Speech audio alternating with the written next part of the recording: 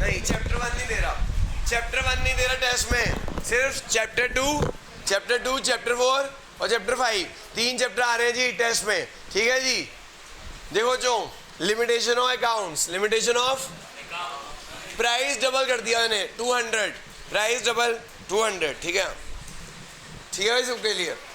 Limitation of accounts, तो थोड़ा पढ़ना शुरू कर दो, इसका प्राइस डबल कर दिया मैंने। लिमिटेशन ऑफ अकाउंट्स, पहली लिमिटेशन पिछली क्लास में बताई थी, एक बार रिकैप दे रहा हूं। पहली लिमिटेशन है क्या थी भी, account is not fully exact, account is not, जी हाँ अकाउंट फुली एग्जैक्ट नहीं है, क्यों नहीं है, account is not fully exact, account इसलिए एग्जैक्ट नहीं है क्योंकि हमें क्या बनाने होते हैं, estimates and provisions, estimates and, जी हाँ अकाउंट फुली एग्जैक्ट इसलिए नहीं है क्योंकि हमें एस्टिमेट्स एंड प्रोविजन बनाने पड़ते हैं, क्या बनाने पड़ते हैं, एस्टिमेट्स एंड प्रोविजन। जैसे मैंने बताया था हमें हर एसेट को डेप्रिशिएट करना होता है, हर एसेट की लाइफ को खत्म करना होता है, जैसे मैंने बताया चेयर को खत्म करना है, बोर्ड को खत्म करना है, पीसी को खत्म करना है, तो उसकी लाइफ एस्टिमेट करनी पड़ती है, क्या करनी पड़ती है, तो जो लाइफ एस्टिमेट करनी पड़ती है तो हर एसेट की एक लाइफ होती है, वो एस्टिमेट की जाती है, उसका कोई एविडेंस नहीं होता, कोई एविडेंस, ठीक है, तो इससे अकाउंट एग्जैक्ट नहीं है। इसके अलावा मैंने बताया था हमें प्रोविजन बनाने पड़ते हैं, क्या बनाने पड़ते हैं, प्रोविजन क्या होते हैं, फ्यूचर में कोई लॉस होने वाला है तो उसके लिए हमें पहले से बुक कर देना होता है। जैसे मुझे लग रहा है मैं एक बच्चे से फीस मांग रहा हूँ, कह रहा हाँ सर कल कल कल कल दूंगा, तो हमें लग रहा है यार ये बिना दिए तो नहीं भाग जाएगा, तो हमें क्या बना लेना चाहिए, प्रॉफिट का एक पार्ट अलग कर देना चाहिए कि हमारा डेटा डूब सकता है, तो उसके लिए हमें पहले से एक अलग कर देना चाहिए उस, हाँ तो वही तो कोई एविडेंस थोड़ी है इसका, एस्टिमेट, ये लाइव एस्टिमेट, ये एक्सपर्ट्स करते हैं कि हाँ जी मिनिमम इतने साल से चल जाता है, तो इसका कोई एविडेंस नहीं होता भाई। ऐसी प्रोविजन मुझे लग रहा है यार तू फीस नहीं देगा तो मैं इस तेरे अगेंस्ट प्रॉफिट का एक पार्ट क्या कर दूं, अलग कर दूं, जैसे बोलते हैं प्रोविजन आना, क्या बोलते हैं, लेकिन कोई एविडेंस थोड़ी है तो फीस नहीं देगा, है ना। तो ये ऐसे अकाउंट अपने अगर लग रहा है ना उसके बेसिस पे प्रॉफिट का एक पार्ट अलग कर दो, तो ये लिमिटेशन है, क्या है ये, हमें एस्टिमेट्स और प्रोविजन आने पड़ते हैं इस, और जिसका कोई एविडेंस नहीं होता, ये इसकी एक लिमिटेशन है। नेक्स्ट क्या है,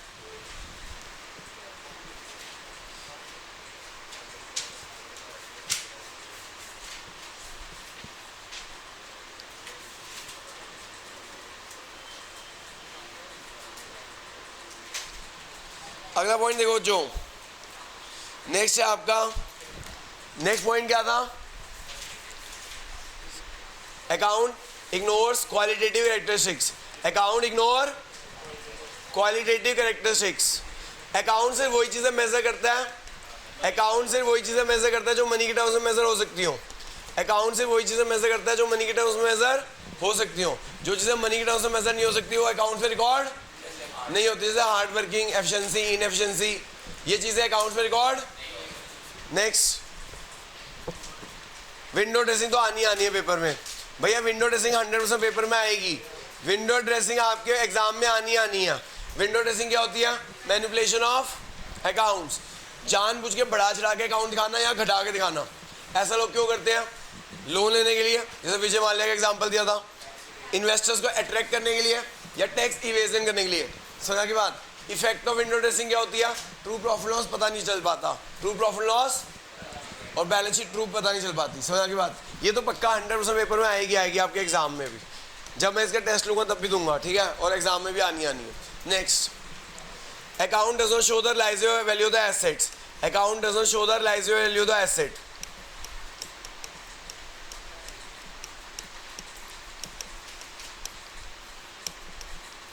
बच्चों अकाउंट हमें realised value of the asset नहीं बताता, रियलाइज्ड वैल्यू मतलब सेलेबल वैल्यू।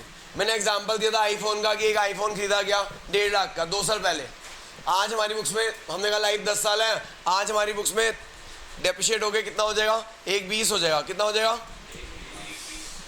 तो एसेट की वैल्यू है 1.20, लेकिन वो मैंने बताया था आईफोन आज कितने में बिकेगा, कोई कह रहा था 50 का, कोई कह रहा था 80 का, तो saleable value of the asset नहीं बताता, क्या नहीं बताता कि एसेट कितने में बिकेगा, क्या नहीं बता रहा भाई कि एसेट कितने में, तो saleable value of the asset नहीं बताता, क्या नहीं बताता, saleable value of the asset नहीं बताता ये हमें, ये नहीं बताता कितने में बिकेगा, ये नहीं बताता कितने में। Next, it ignores the effect of price level changes. It ignores the effect of price level changes, that is inflation. It ignores the effect of price level changes, that is inflation, that is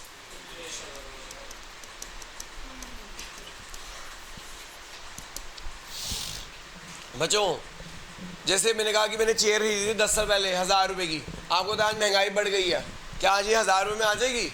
नहीं, आज कितने में आएगी? 2-2.5 रुपये, क्योंकि महंगाई बढ़ चुकी है। तो ये रिप्लेसमेंट वैल्यू ऑफ एसेट नहीं बताता। क्या नहीं बताता? कि आज मैं नया एसेट खरीदने जाऊँ तो नया एसेट कितने में आएगा, तो it doesn't show the replacement value of the asset, it doesn't show the. तो जो ये ना पेपर में आपके फर्स्ट टर्म में एक तो लिमिटेशन में पक्का क्वेश्चन आना ही आना है, मिनिमम एक लिमिटेशन आनी है। अगर एक आएगी तो विंडो ड्रेसिंग आएगी, 2 भी आ सकती है, 3 भी आ सकती है। नेक्स्ट क्वेश्चन जो बहुत इंपॉर्टेंट है, ये तो मैं 200% श्योर हूँ आएगा ही आएगा, मिनिमम 1 से 4 नंबर का, 1 का भी आ सकता है, 2 का भी आ सकता है, 3 का भी आ सकता है, 4 का भी आ सकता है। वो और टीचर की मर्जी होती है, मिनिमम 1 मार्क का आएगा ही आएगा। ये है बच्चों qualitative characteristics of accounting information, qualitative characteristics of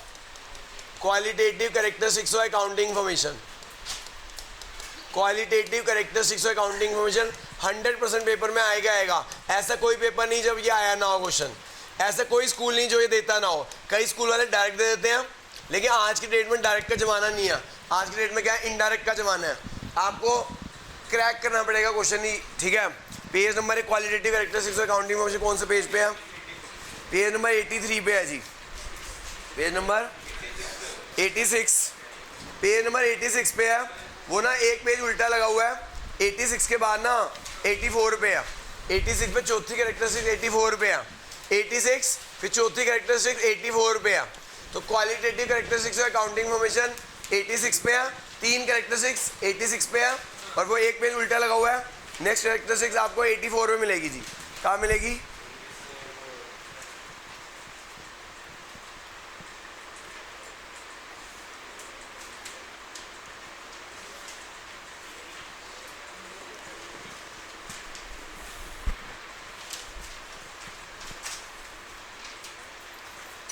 देखो जो क्वालिटेटिव कैरेक्टरिस्टिक्स ऑफ अकाउंटिंग में समझना जरा ध्यान से, क्वालिटेटिव कैरेक्टरिस्टिक्स ऑफ अकाउंटिंग में समझना ध्यान से। 4 कैरेक्टरिस्टिक्स होती है, 4 कैरेक्टरिस्टिक्स है। इसका एक्रोनियम हमने याद करने के लिए बनाया है RRCU। क्या बनाया? What is this RRCU?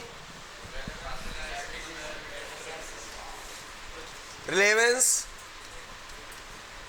Reliability, कंपैरेबिलिटी,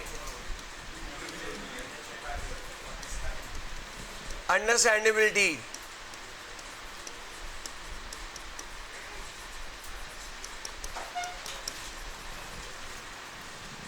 देखो जो 4 कैरेक्टरिस्टिक्स होती हैं जी, RRCU, reliability, relevance, comparability, understandability. देखो जो आपको ना आज की डेट में इनडायरेक्ट क्वेश्चन आते हैं, डायरेक्ट क्वेश्चन आ जाए तो इसको एक्सप्लेन कर देंगे, लेकिन आज के इनडायरेक्ट क्वेश्चन कैसे आते हैं? देखो जो रिलायबिलिटी का मतलब होता है ट्रस्टवर्थी, रिलायबल। क्वालिटेटिव का मतलब क्या है कि अकाउंट्स वैसे तो क्वांटिटेटिव इंफॉर्मेशन देता है, न्यूमेरिकल टर्म में इंफॉर्मेशन देता है, लेकिन कुछ एक क्वालिटेटिव कैरेक्टरिस्टिक्स भी देता है। वो क्या है? Reliability, relevance, comparability, understandability. Reliability का मतलब क्या होता है? रिलायबिलिटी का मतलब होता है ट्रस्टवर्थी। क्या मतलब होता है? कि अकाउंट की इंफॉर्मेशन कैसी होनी चाहिए? ट्रस्टवर्थी होनी चाहिए। अकाउंट की इंफॉर्मेशन कैसे होनी चाहिए सर? अकाउंट की इंफॉर्मेशन कैसे होनी चाहिए? ट्रस्टवर्थी होनी चाहिए।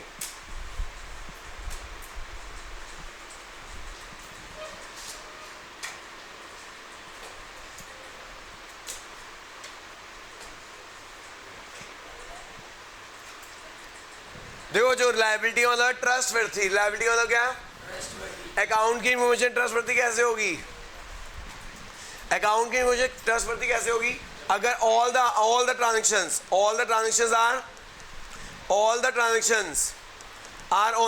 are recorded on the basis of evidence, all the transactions are recorded on the basis of सबूतों के बेसिस पे, all the transactions are recorded on the basis of evidence। बच्चों इन एविडेंस को अकाउंट्स में क्या बोलते हैं? वाउचर। क्या बोलते हैं? That is voucher.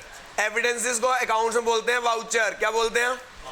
चैप्टर 2 में मैंने वाउचर रह गया था, एक दो टर्म्स रह गई थी, तभी मैंने कहा वो पढ़ लेना।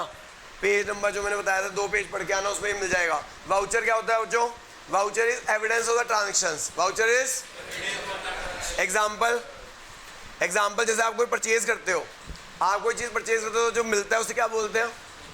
बिल नहीं होता, गलत है, वो गलत बोलते हैं हम लोग, वो कैश मेमो बोलते हैं। उसे क्या बोलते हैं? Cash memo. तो आगे से ये जब भी तुम कोई चीज़ कैश में खरीदो, जब भी तुम कोई चीज़ कैश में खरीदो तो बिल मत बोलना। मम्मी भी बोले तो कह रहे मम्मी ये बिल नहीं होता, क्या होता है? कैश मेमो होता है। जैसे ना हमारे घर में भी सब मतलब मोस्टली 90% घरों में भी दूध को कहते हैं दूध ले आओ जी, 2 किलो दूध ले आओ। वो 2 किलो थोड़ी होता है, कितना होता है? 2 लीटर होता है। वो सब गलत बोल रहे होते हैं ना, वो 2 लीटर होता है दूध। ऐसे ही ये जो बिल बोलते हैं, बिल नहीं होता, वो क्या होता है? कैश मेमो होता है। Bill is term use for credit purchases. Bill is term use for cash purchase के लिए क्या यूज होता है? Cash memo. क्या यूज होता है? तो याद रखिएगा बच्चों, हमें अकाउंट्स कब रिलायबल होंगे?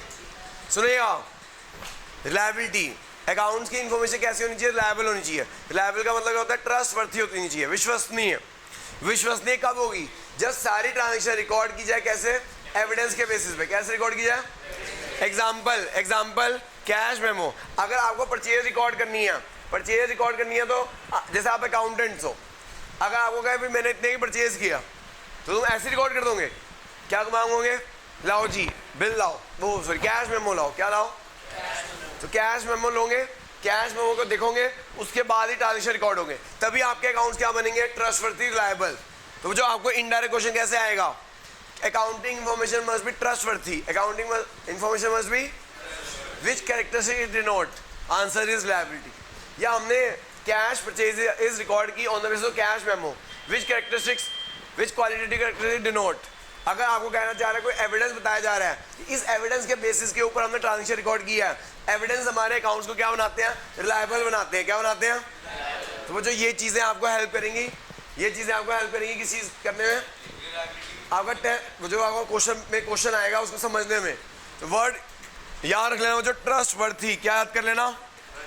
अगर पेपर में ट्रस्ट वर्थी लिखा हो तो ट्रस्ट वर्थी लिखा हो। एविडेंसेस की बात हो रही हो कि हमने एविडेंस के बेसिस पे ट्रांजेक्शन रिकॉर्ड की, तो आपका आंसर होगा रिलायबिलिटी। क्या आंसर होगा?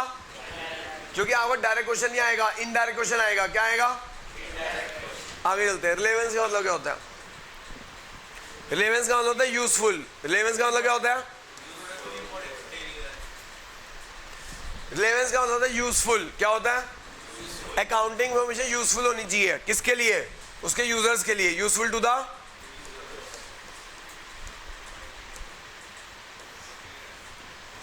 अकाउंट की इंफॉर्मेशन रिलेवेंट होनी चाहिए। रिलेवेंट मतलब यूजफुल होनी चाहिए। क्या होनी चाहिए? Useful to its users. Useful to its example, owner के लिए कब यूजफुल होगी? Accounting information useful to is owner. Accounting information is useful to the owner if it provide. Accounting information is useful to the owner if it provide correct profitability. If it provide correct profitability of the business, कि profit हुआ या loss हुआ, correct profit या loss बताएगी, तो ये हमारे लिए क्या होगा?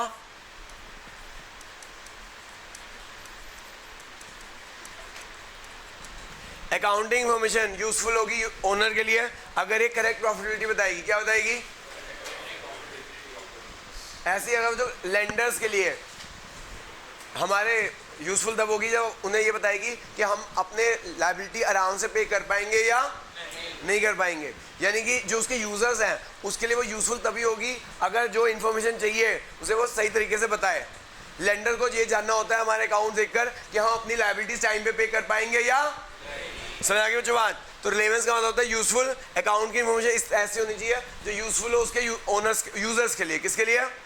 एग्जाम्पल, ओनर के लिए यूजफुल तब होगी जब वो प्रॉफिट बताएगी, और उनका क्या नाम है, लेंडर्स के लिए यूजफुल तब होगी जो बताएगी कि हम अपनी लायबिलिटीज आराम से पे कर पाएंगे या नहीं कर पाएंगे। हमारी फाइनेंशियल साउंडनेस बताएगी। क्या बताएगी?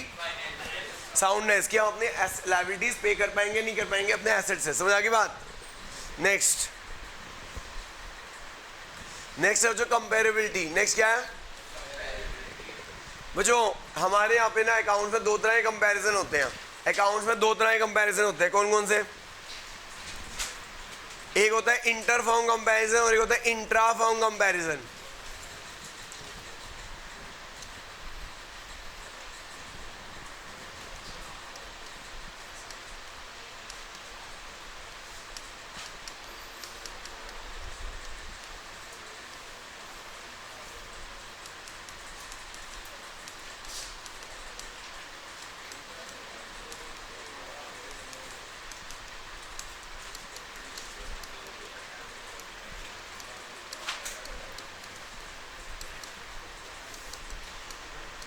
देखो जो अकाउंट्स में ना दो तरह के कंपैरिजन होते हैं। एक होता है इंटर फर्म कंपैरिजन और एक क्या होता है? Intra firm comparison.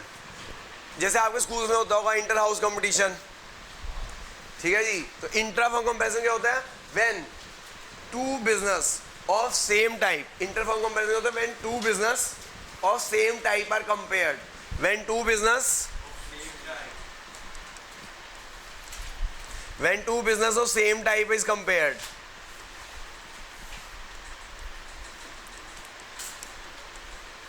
compared तो उसे क्या बोलते हैं? जब दो बिजनेस सेम टाइप के कंपेयर किए जाते हैं उसे बोलते हैं इंटर फर्म कंपैरिजन। तो क्या बोलते हैं? Example Reliance and Jio. Example Reliance and Jio and Airtel. Jio and Airtel. अगर हम जियो और एयरटेल को कंपेयर करें तो उसे क्या बोलेंगे? किसको कौन ज़्यादा अच्छा प्रॉफिट अर्न कर रहा है? तो उसे बोलेंगे इंटर फर्म कंपैरिजन बोलेंगे। क्या बोलेंगे? ठीक है जी। इसी तरह intra firm comparison when 2 years of same business, when 2 years of same business is compared।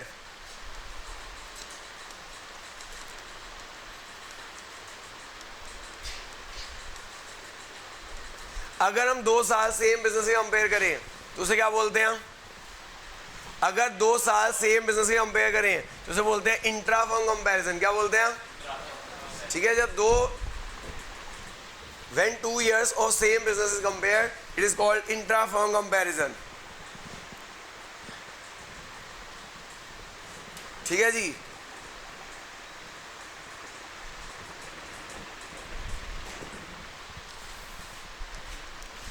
Example जैसे मैं अपने पिछले साल देखना चाहूँ कि पिछले साल से इंप्रूव हुआ या नहीं हुआ। मैं देखना चाहूँ पिछले साल से मैं इंप्रूव हुआ तो उसे क्या बोलते हैं? Intra firm comparison. क्या बोलते हैं?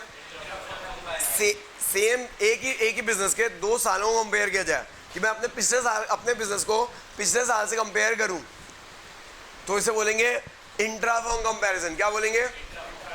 समझ आ गई जो बात? अब सुनो, अकाउंट्स की इंफॉर्मेशन ऐसी होनी चाहिए कि वो कंपेरेबिलिटी कर सके। इंटर फर्म कंपैरिजन करे और इंट्रा फर्म कंपैरिजन करे। मुझे कंपेरेबिलिटी कब पॉसिबल है?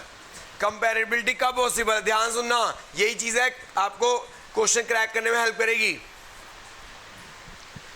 देखो जो when same accounting formats, when accounts are prepared in same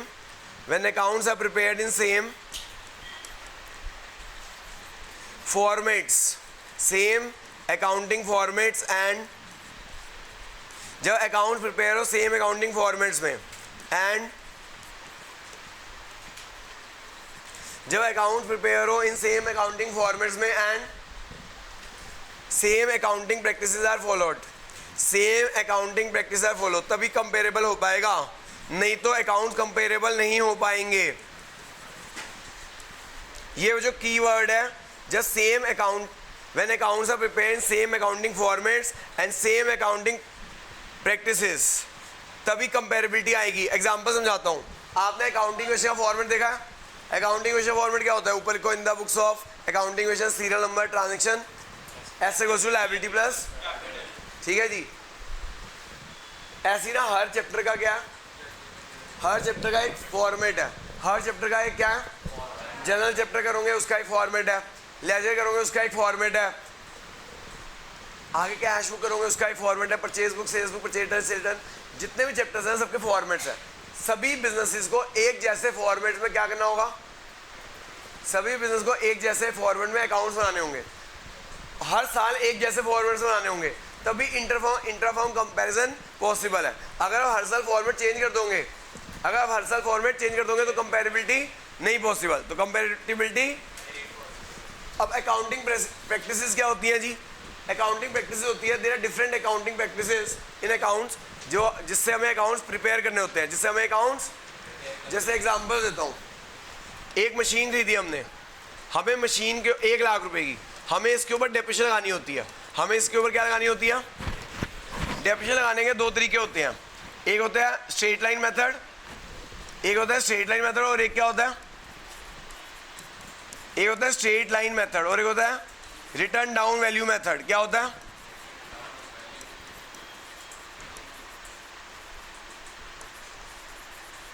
जैसे जो मशीन की कॉस्ट है 1 लाख और डेप्रिसिएशन रेट क्या 10%। डेप्रिसिएशन रेट कितना है? 10%।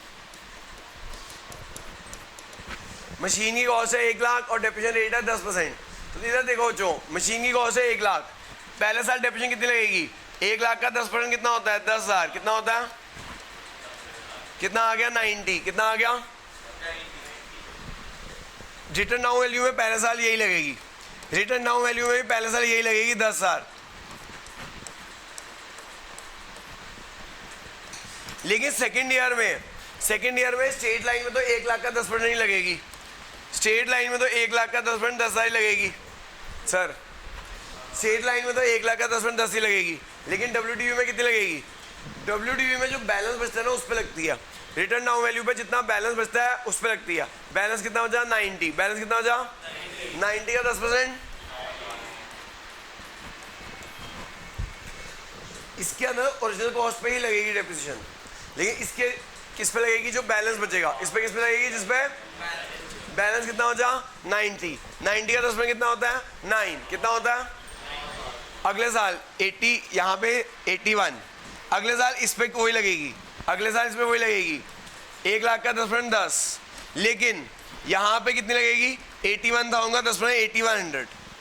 तो जो ये वाला मेथड कहलाता है स्ट्रेट लाइन मेथड और ये वाला कहता है रिटर्न डाउन वैल्यू मेथड। ये चैप्टर है डेप्रिसिएशन। क्या है? कब पढ़ोगे? सेकेंड टर्म में। कब पढ़ोगे? तो जो इसे बोलते हैं अकाउंटिंग प्रैक्टिस। क्या बोलते हैं? आपकी मर्जी है, डेप्रिसिएशन लगा लो स्ट्रेट लाइन से, आपकी मर्जी है रिटर्न डाउन से। चॉइस इज योर्स, लेकिन जो भी अकाउंटिंग प्रैक्टिस फॉलो करो सेम होनी चाहिए। क्या होनी चाहिए? एवरी ईयर, अगर मान लो मैंने 1 साल स्ट्रेट लाइन लगाया, 1 साल डेप्रिसिएशन आई रिटर्न डाउन से, तो क्या अकाउंट कंपेरेबल हो पाएंगे मेरे? नहीं। समझ आ गई बात? ऐसी मैं फॉलो कर रहा हूँ स्ट्रेट लाइन, दूसरा बिजनेस फॉलो कर रहा है WDV, क्या मेरे और उसके अकाउंट कंपेरेबल हो पाएंगे? नहीं। तो अगर कंपेरेबिलिटी तभी आ सकती है जब अकाउंटिंग प्रैक्टिसेस सेम हो। अकाउंटिंग प्रैक्टिसेस, ये मैंने एग्जांपल दिया अकाउंटिंग प्रैक्टिसेस का। और भी बहुत सारी अकाउंटिंग प्रैक्टिसेस होती हैं, कुछ आप 11th में पढ़ोगे, कुछ 12th में पढ़ोगे, कुछ ग्रेजुएशन में पढ़ोगे। एक एग्जाम्पल ये वाला 11th में पढ़ोगे, इसलिए एग्जाम्पल दे दिया जाता है कि अकाउंटिंग प्रैक्टिसेस, अकाउंट्स बनाते वक्त जो भी हो वो हर साल सेम होनी चाहिए। हर साल अगर स्ट्रेट लाइन फॉलो कर रहे हो पहले साल, तो दूसरे साल भी स्ट्रेट लाइन फॉलो करो। 1 साल WDV फॉलो कर रहे हो तो दूसरे साल भी WDV फॉलो करो। आप ये नहीं कर सकते कि 1 साल स्ट्रेट लाइन कर रहे हो और 1 साल WDV कर रहे हो। समझ आ गई बात? This is accounting practices. याद रखने वाली बात है कि अकाउंट कंपेरेबल तभी होंगे जब आपकी सेम अकाउंटिंग प्रैक्टिसेस होंगी। क्या होंगी? और सेम फॉर्मेट्स होंगे और सेम। क्या सर? ये तो एग्जाम में समझाने की कोशिश की है कि अकाउंटिंग प्रैक्टिसेस क्या होती है। ये आपको बनाना नहीं होगा, समझा रहे होंगे अकाउंटिंग प्रैक्टिस क्या होगी। अभी चैप्टर 3 आएगा, वहाँ बनाना होगा। हाँ, डेप्रिसिएशन चैप्टर में बनाना होगा सेकेंड टर्म में। हाँ जी सर। सर मैं आपको बताता हूँ, जिसकी जब एसे की लाइफ लिमिटेड होती है ना तब स्ट्रेट लाइन यूज़ होता है, और जब एसे की लाइफ लंबी होती है तो रिटर्न डाउन वाली यूज़ करती है। ठीक है, चॉइस है, कोई भी यूज़ कर सकते हो। जैसे हमारा रिलीजन है, हम कोई भी रिलीजन फॉलो कर सकते हैं इंडिया में, उसी तरह क्या कहते हैं ये भी आपके अकाउंट्स में भी वो है भाई, रिलीजन भी एक तरह प्रैक्टिस है जीने की। ऐसी ये अकाउंट वो हमारे जीने की प्रैक्टिस है, ये अकाउंट्स को बनाने की प्रैक्टिस है। चॉइस दे रखी है, जो मर्जी करो भाई। ठीक है सर। अब एक तरह से हाँ, हम लोग जो लाइफ जी रहे हैं और रिलीजन जो फॉलो कर रहे हैं वो हमारी प्रैक्टिस है ही है। ये भी हमारी जो जीने की प्रैक्टिस है, रिलीजन फॉलो करना भी। समझा की बात? इसी तरह ये भी अकाउंट बनाने की प्रैक्टिस होती है। चॉइस है, कुछ भी फॉलो करो। ठीक है, कोई दिक्कत नहीं है। मैं हर एसेट के ऊपर हम हर एसेट पे अलग कर सकते हैं। मैं जो एसेट लिमिटेड है, जिनकी लाइफ लिमिटेड है उन पर स्ट्रेट लाइन यूज़ करता हूँ, जिनकी लाइफ लंबी है उन पर WDV यूज़ करता हूँ। उन्हें ऐसा भी कर सकते हैं, डिफरेंट एसेट पे डिफरेंट कर सकते हैं, लेकिन it must be followed every year. मैं जो कर रहे हो ये नहीं है कि एक एसेट पे इस साल मैंने स्ट्रेट लाइन कर दिया, अगले साल WDV कर दी। अगर मैं इस एसेट पे स्ट्रेट लाइन कर रहा हूँ तो स्ट्रेट लाइन नहीं करनी है, इस एसेट पे WDV कर रहा हूँ तो WDV करनी है। ये नहीं है कि एक साल स्ट्रेट लाइन एक साल WDV। हर एसेट पे अलग अलग कर सकते हैं डिपेंडिंग अपॉन कि किसकी एसेट किसकी लाइफ लिमिटेड है, किसकी लंबी है। जनरली यही होना चाहिए कि जो लंबी लाइफ हो उन पर WDV यूज़ होना चाहिए, और जिनकी शॉर्ट लाइफ हो उनकी स्ट्रेट लाइन यूज़ होना चाहिए, ताकि वो स्ट्रेट लाइन में फटाफट खत्म हो जाते हैं ऐसे। तो जो याद रखना, इसका कीवर्ड क्या है क्रैक करने का, पेपर में क्रैक करने का कीवर्ड क्या है? अरे भाई कैसे पता चलेगा कौन सी कैरेक्टरिस्टिक्स है? अगर आपको लिखा हो कि account should be prepared in same formats and same accounting practices followed, which characteristic it denote? Answer is comparability. Answer is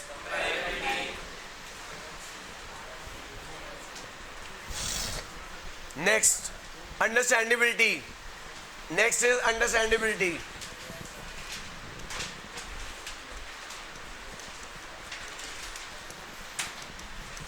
बच्चों अंडरस्टैंडेबिलिटी का मतलब है कि accounting information should be such that, accounting information should be such that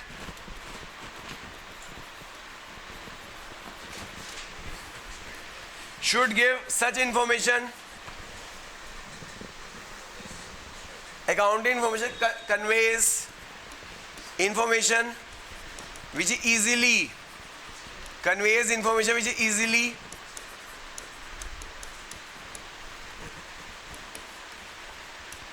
understood by its users.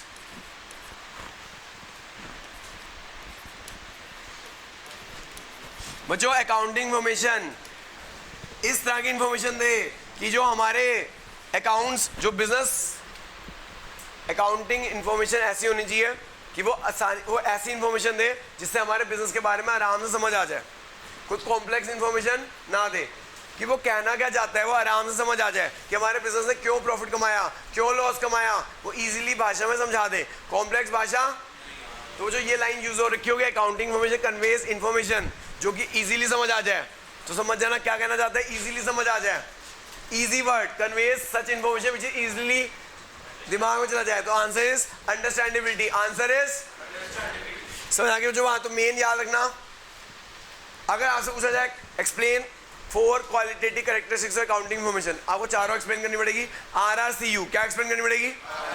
Relevance, liability, कंपैरेटिबिलिटी and relevance का keyword क्या है? Useful. Relevance का keyword क्या है? किसके लिए यूजफुल?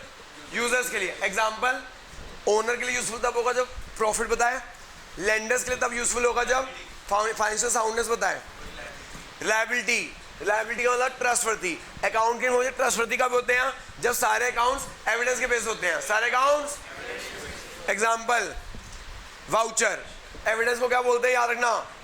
ये भी आ सकता है जो चैप्टर 2 में कि व्हाट इज वाउचर।